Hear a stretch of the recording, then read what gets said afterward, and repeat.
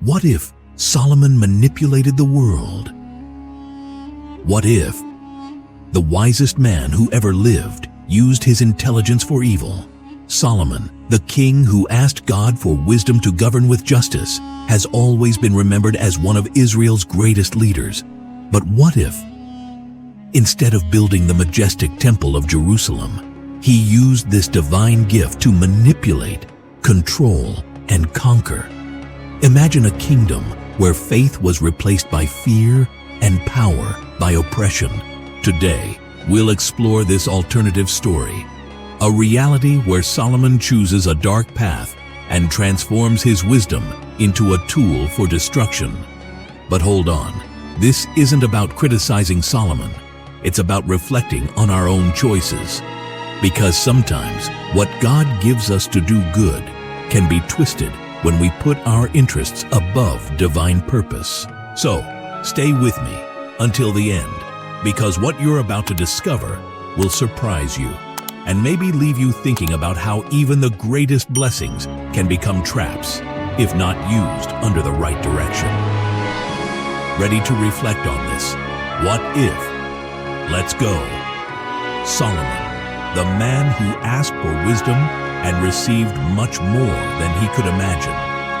The son of David and Bathsheba, he began his reign with the weight of a mission to lead God's chosen people and continue his father's legacy.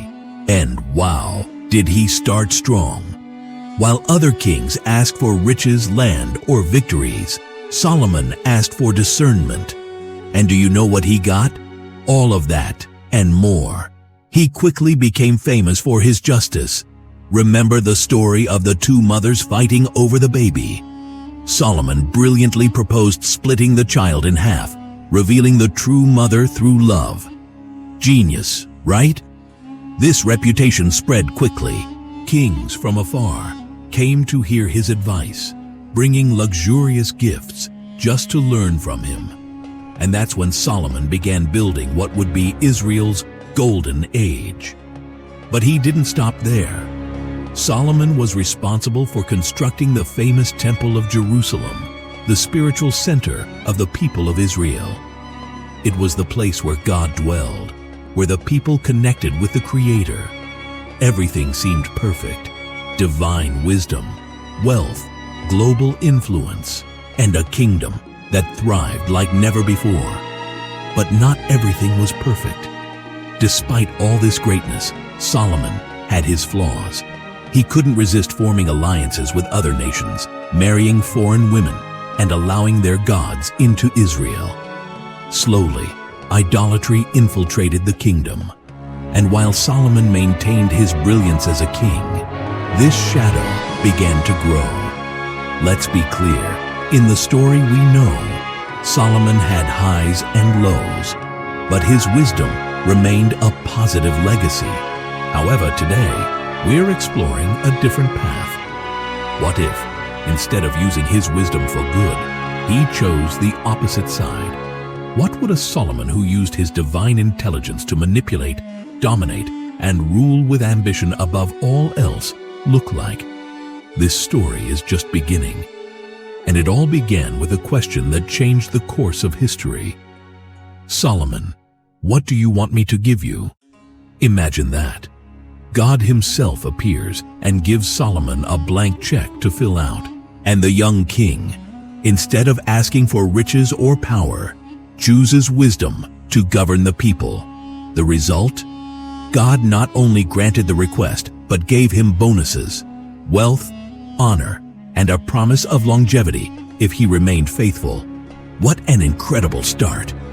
Solomon gained fame for his just decisions and his ability to resolve conflicts, like the case of the two mothers fighting over a baby. This episode not only showcased the king's talent, but also revealed the depth of the wisdom God had granted him. Quickly, Israel became the center of attention. The peak of his reign came with the construction of the Temple of Jerusalem. Solomon turned David's dream into reality, building a magnificent house for the Lord. Imagine the gold gleaming, the cedarwood details, and the craftsmanship from various parts of the world. The temple was more than a building. It was a symbol of the covenant between God and the people of Israel. However, Solomon's reign wasn't all glory. In search of political alliances, he married many foreign women. With them came the gods of their lands.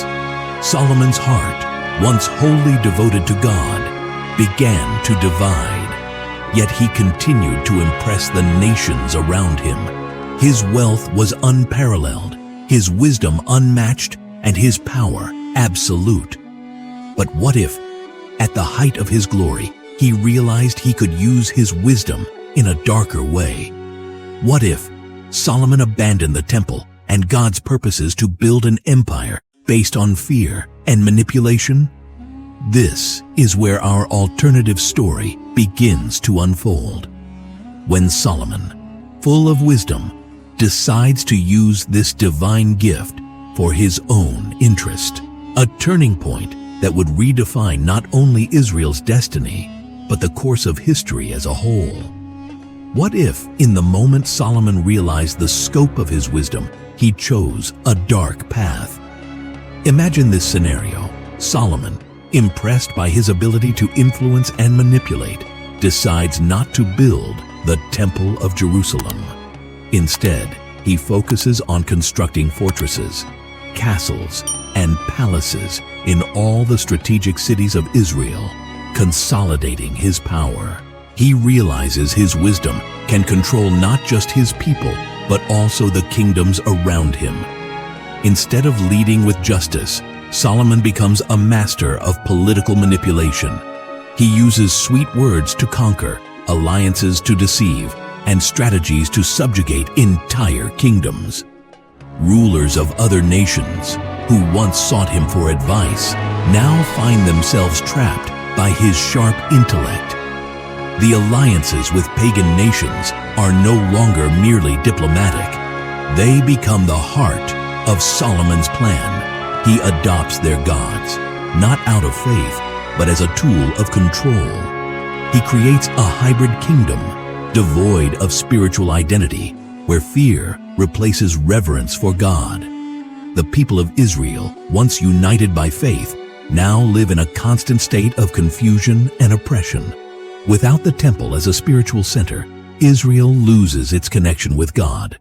The festivals, sacrifices, and even the psalms that once echoed through the streets are now replaced by celebrations honoring foreign gods. Israel's heart slowly fades, and what was meant to be a promised land becomes a divided land.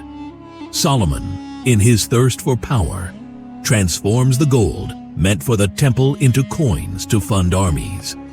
He builds an empire that intimidates the world, but at the cost of his soul and his nation. Prophets are silenced, priests persecuted, and God's word forgotten.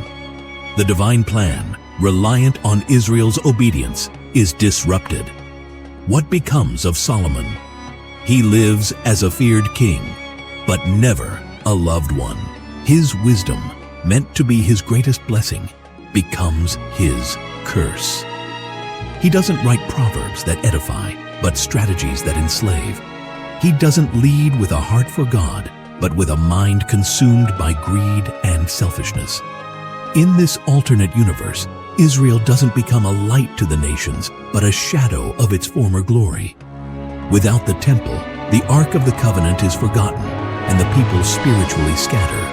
Without wisdom used for good, Solomon turns God's most precious gift into a tool of destruction. This alternate story of Solomon is a powerful reminder of how even the greatest gifts can become curses when disconnected from God. Solomon was blessed with wisdom, wealth, and power. But in this scenario, his choice to follow ego and ambition destroyed everything he could have built for God's glory. What is most striking here is how one man's decisions affected not just his own life, but an entire nation. When Solomon chose the path of manipulation and power, he dragged an entire people into spiritual darkness. The Israelites lost their spiritual identity. Prophets, were silenced, and the covenant with God was replaced by fragile alliances with idols and neighboring kingdoms. It makes us wonder, how often are we faced with similar choices? Maybe we're not ruling a kingdom or building temples, but every day we're confronted with decisions that can either glorify God or feed our own pride. These choices might show up in how we treat others, use our talents, or prioritize what matters most in our lives. Solomon had the greatest gift imaginable, wisdom. But wisdom without obedience is like a ship without a rudder. It seems to have direction, but is ultimately at the mercy of the waves. In the end, what defines us isn't what we have, but how we use what God has given us. The remarkable truth about Solomon's real story is that he ended his life reflecting on the mistakes he had made, leaving us with the legacy of Ecclesiastes. In this book, he acknowledges that everything is meaningless without God at the center. But in this alternative scenario, there's no reconciliation, no lessons learned. The emptiness of his ambition destroys both the king and his kingdom.